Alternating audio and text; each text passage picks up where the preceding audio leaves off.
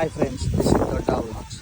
ఇప్పుడే అండి ఆ మిషను ఇట్లా ఈ వరి మొత్తాన్ని కోసి ఇట్లా ఇంకా పెండింగ్ ఉందండి.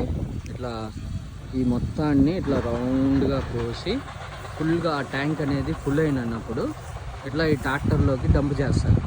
ఇలా ఎందుకు డంప్ చేస్తారంటే అండి, పైన వాతావరణం అంతా మబ్బు పట్టి ఉంది, వర్షం పడే ఛాన్స్ ఉందంట.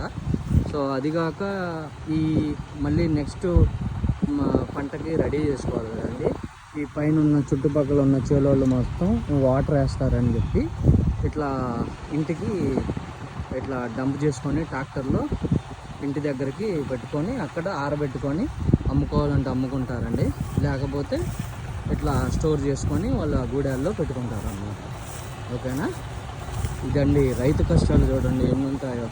పండించిన పంటకి సరైన కాస్ట్ ఉండదు, చేలో పెట్టుకుంటేనేమో వర్షం పడిద్దని సరైన ఈ దళారీ వ్యవస్థ సరైన ప్రైస్ పెట్టక ప్రతి దాంట్లో ఇబ్బంది అయినండి.